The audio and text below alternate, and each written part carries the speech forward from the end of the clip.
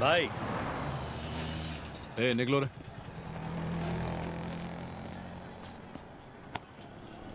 ओए तू है कौन? जानता है क्या कर रहा है तू? ये तेरा शहर नहीं है। जो लिया है वापस कर और चुपचाप लौट जा यहाँ से। तू है कौन बे? ए रुक।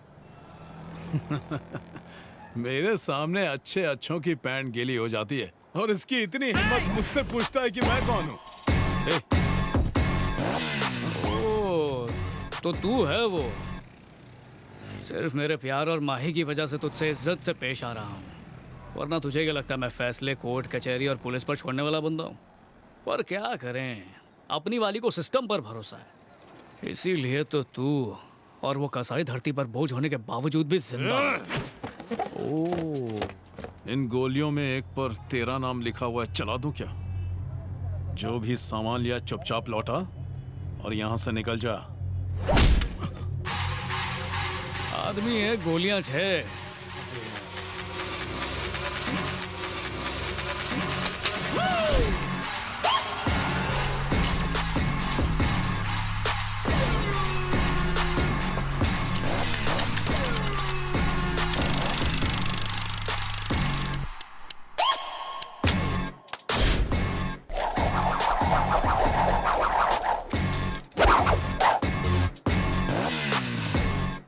खाने एक में गोली। ना तुझे मालूम है किस में गोली है, ना मुझे मालूम है। देखते हैं इस पर मेरा नाम लिखा है या नहीं।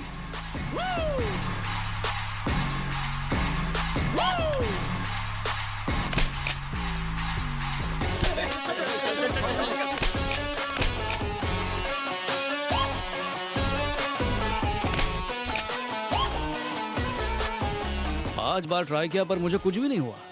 कहीं ऐसा तो नहीं कि इस गोली पर तेरा नाम लिखा है? ज्यादा होशियार। इस पर किसका नाम लिखा है? बड़ा भाई बना फिरता है, सबको डराने वाला आज खुद डर से कांप रहा है। भैरव का नाम सुनते ही तो डर भी डर के कांपने लगता है। गोली ने कर दी ना गीली।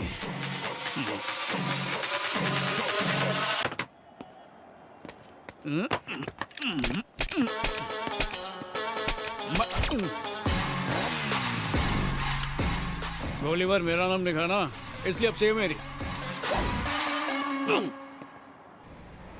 इसके पापा और मैं कॉलेज में अच्छे फ्रेंड्स थे। बेरहमी से मार दिया बेचारे को। हम तो उम्मीद खो चुके थे, पर तुम एक तूफान की तरह आए और उनकी जड़ों को हिला कर रख दिया। अब पी के नहीं बच सकता। मैं इस केस को दोबारा स्टडी कर रहा हूँ, ये साबित करने के लिए कि वो एक बड़ा क्रिमिनल है। देखना कोर्ट की अगली हियरिंग में उनके पाप के साम्राज्य को हम तहस नहस कर देंगे। बस यही सुनना था सर। Bye uncle. ओके बेटा। भैरव, पिछले कुछ दिनों से ये नॉन स्टॉप फोन कर रहा था। लगता है टावर घर में लगा है। सुबह खेत में खाद डालने गया था, वहाँ एक टांग पे खड़ा था, मैं इसे घर में ले आया। अब ऐसी शक्ल बना के लगे तू सचमुच पछता रहा है बच्चू। इन पुलिस वालों के चेहरे से पता नहीं चलता कि पछतावा दे रहे हैं या पछतावा कर रहे हैं। मैं ये पछतावे के बारे में अंदर जाके अकेले में चर्चा करता हूँ। रोज सुबह उठने के बाद भैरव स्वामी के मंदिर में मैं उनसे ये प्रार्थना करती थी कि मेरे पति सही रास्ते पर आ जाएं। और देखो, साक्षात भैरव स्वामी हमारे घर पर आ गए। मेरे लिए तुम ही भैरव स्वामी का रूप हो। अरे क्या दीदी, कुछ भी। किसी दिन मेरी बेटी फक्र से कहे कि मेरा बाप एक अच्छा पुलिस वाला है, ऐसा मैंने कुछ भी नहीं किया। आओ बेटा, घर चलेंगे। अच्छा चलता। एक मिनट। अपनी जिंदगी में सब कुछ फिर से पाया जा सकता है, पर रिश्तेदारों का प्यार और इज्जत फिर से नहीं मिल सकते। इसलिए बेशुमार प्यार करो, क्योंकि इसकी असली कीमत क्या है ये मेरे जैसा अनाथ ही समझ सकता है।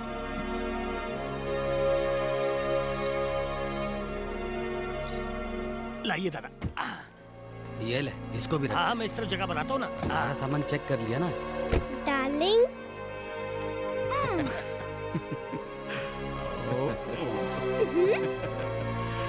बाय दिया ना? मामा। चलती हूँ दादा। बाय। बाय।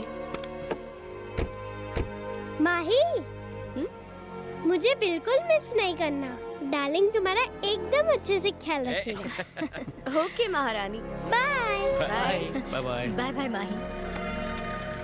चलो, मेरी भांजी की वीरान जिंदगी फिर से बस गई। लगता है ये तोता मैंने भी आपस में गुटरगू कर रहे हैं। क्या कह रहे हैं? क्या हुआ? होना क्या है? दिल के करीब आओ। नहीं आ सकती, करीबियां शादी के बाद। इस गरीब को इस तरह मत तड़पाओ। नहीं, तुम्हें मछली की तरह तड़पना ही होगा शादी से पहले तक।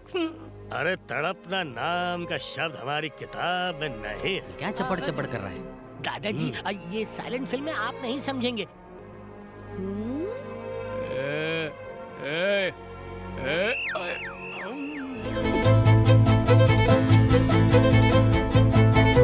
पीके मेडिकल कॉलेज की स्टूडेंट वैशाली का मर्डर केस आज एक नया और हैरत अंगेज मोड़ लेने वाला है। कहा जा रहा है कि पीके के खिलाफ कोर्ट में आज देखते हैं इस केस का क्या होता है। पेश किए जाएंगे जिससे उसके जुर्म का खुलासा हो जाएगा।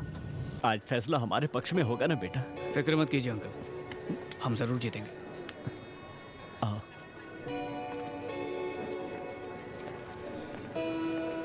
माही, वकील साहब से तुम्हारी कुछ बात हुई है क्या? नहीं। क्यों? कोर्ट में अगला केस हमारा ही है।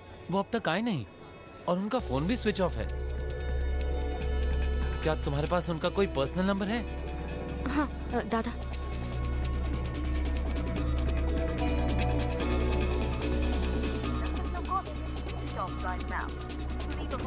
ये नंबर भी स्विच ठीक है, हम देखते हैं क्या हो सकता है। चलो। हाँ चलो चलो।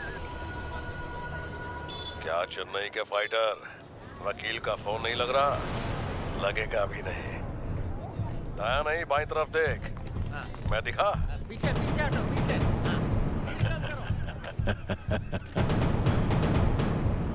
ऐसे मत देख, मैं डर गया।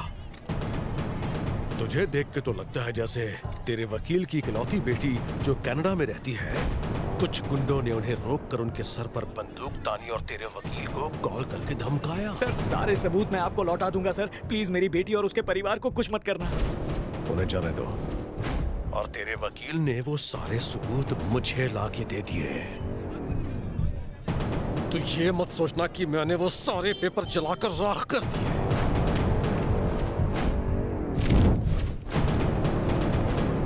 कसम से मैंने ऐसा कुछ भी नहीं किया।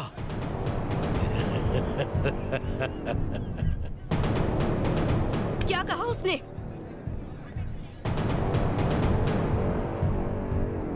ये कोई मजाक है? अदालत में बिना सबूत और गवाह के केस नहीं लड़ सकते। आप कोर्ट का टाइम जाया कर रहे हैं। बचाव पक्ष कुछ कहना चाहता है? माय लॉर्ड, अगर कोई सबूत या गवाह इनके पास होता तो एक सीनियर लॉयर सुनवाई के दिन अपना फोन स्विच ऑफ नहीं करता। इससे यह साबित होता है कि यह केस जाली और मनगढ़ंत केस है।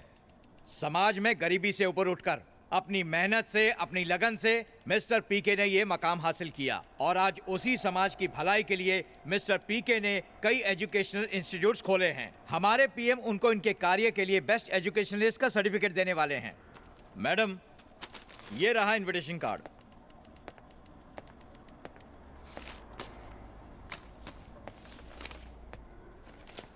कुछ लोग पीके साहब की सफलता से इतना जलते हैं कि उन्होंने उनका नाम खराब करने के लिए उस लड़की को मोहरा बनाया। मैं अदालत से गुजारिश करूंगा कि इस केस को यहीं खारिज करते हुए उन लोगों को सख्त से सख्त सजा दी जाए जिन्होंने उस लड़की को ऐसा करने के लिए उकसाया।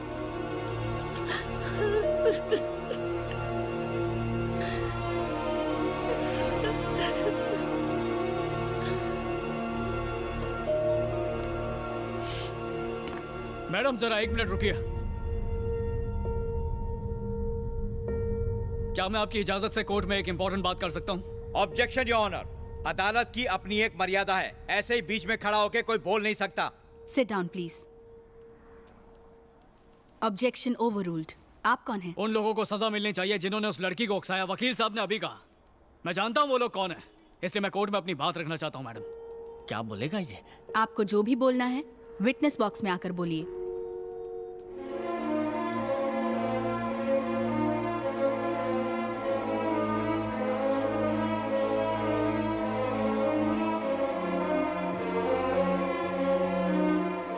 उस लड़की को केस फाइल करने के लिए किसने उकसाया? बताइए, डरिए मत। एक सुनहरे भविष्य का सपना लेके दूसरे स्टेट से आई वैशाली का यहाँ बेरहमी से कत्ल कर दिया गया और मरने के बाद भी उसके चरित्र पर कीचड़ उछाला जा रहा है। इस बात ने उस लड़की को उकसाया। बेटी को डॉक्टर के कोट में देखने के बजाय सफेद कफन में लिपटा देखा तो उसके माँ बाप जीते जी मर गए। इस बात ने उस लड़की को उकसाया। अपना घर खेत सब कुछ गिरवी रखने के बाद भी जब आपको ऐसे कॉलेज में एडमिशन मिलता है जहाँ सिर्फ फैसिलिटीज के नाम पे झूठी और फर्जी तस्वीरें होती हैं, तो हजारों स्टूडेंट्स बेचारे या तो आत्महत्या करने की सोचते हैं या फिर मजबूरी में कोई गलत कदम उठाते हैं। इस बात ने उस लड़की को उकसाया।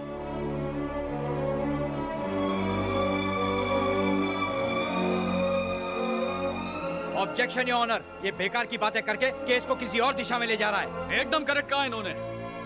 केस को सही दिशा में ले जाने की कोशिश कर रहा हूं मैं। आप कंटिन्यू कीजिए। मदुराई के एक स्कूल में गलती से एक दिन भयंकर आग लग गई। बाहर ना निकल पाने की वजह से बेचारे 100 से ज्यादा मासूम बच्चे आग का शिकार हुए और झुलसकर वहीं मर गए। उस हादसे के बाद देश भर की स्कूल्स की मरम्मत कराने के लिए गवर्नमेंट ऑफिसर्स ने एक जबरदस्त मुहिम छेड़ दी ताकि सबको लगे कि उन्हें बच्चों की बहुत परवाह है। चेन्नई के एक छोटे से इलाके में एक माँ ने जब अपने 5 साल के बच्चे को स्कूल बस में स्कूल भेजा तो उसे इस बात का अंदाजा नहीं था कि 5 मिनट बाद उसका बच्चा टायर और बस की बॉडी के बीच में बने फासले में आके मर जाएगा। उसके बाद क्या हुआ?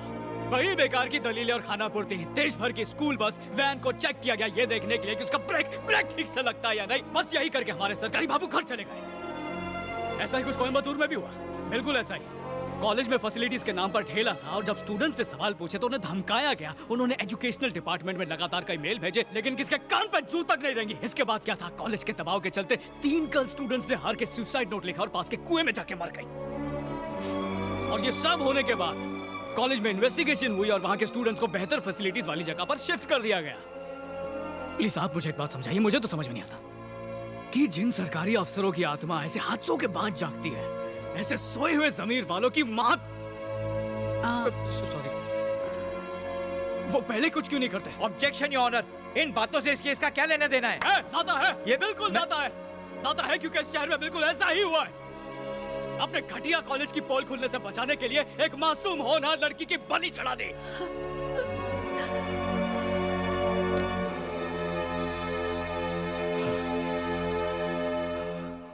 अगर आपकी इजाजत हो या ऑनर तो मैं आपको कुछ दिखाना चाहूंगा। क्या दिखाना है? 1 मिनट।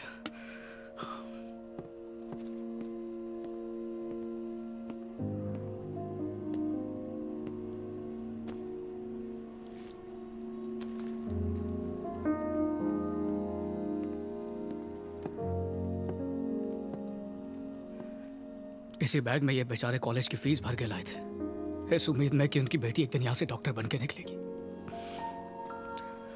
आप जानती हैं अब इस बैग में क्या है?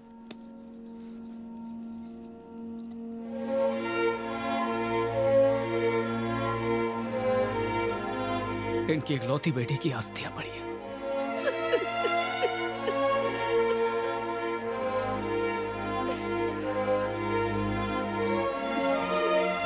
अब बस वो इतना चाहते हैं कि उनकी बेटी को इंसाफ मिल जाए ताकि कॉलेज के पास वाली नदी में वो इसे विसर्जित कर सके।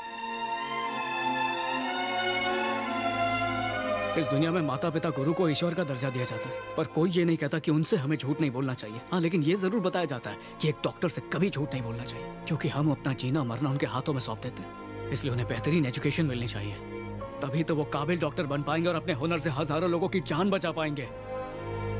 बात सिर्फ एक वैशाली की नहीं है जिसे इस शहर में मार दिया गया, ना सिर्फ उस कॉलेज की है जो सबको धोखा दे रहा है, बल्कि देश भर में ये केस उन लाखों स्टूडेंट से जुड़ा है जो भविष्य में डॉक्टर बनने का सपना देखते हैं। कोई अमीर हो या गरीब, जब जान पर बनाती है तो सब डॉक्टर पर ही भरोसा करते हैं, फिर चाहे वो आप हूं या मैं हूं या यहाँ बैठे वकील हूं।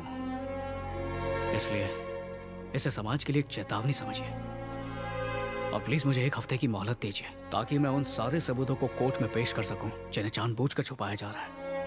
ऑब्जेक्शन योर ऑनर, झूठी सहानुभूति हासिल करने के लिए इसने कोर्ट में ये सारी फिजूल की बातें की हैं। ये बातें फिजूल नहीं है, सही फैसला लेना कोर्ट की जिम्मेदारी है। बैठिए। मैं आपको एक बात बताना चाहता हूँ। मैंने कहा बैठिए। मैं आपको 5 दिन की मोहलत देती हूँ। मुझे मरवाएगा ये। इस दौरान पुख्ता सबूत के साथ ये साबित करना होगा कि उस लड़की की मौत के लिए उसका कॉलेज जिम्मेदार है, वरना मैं केस डिसमिस कर दूंगी।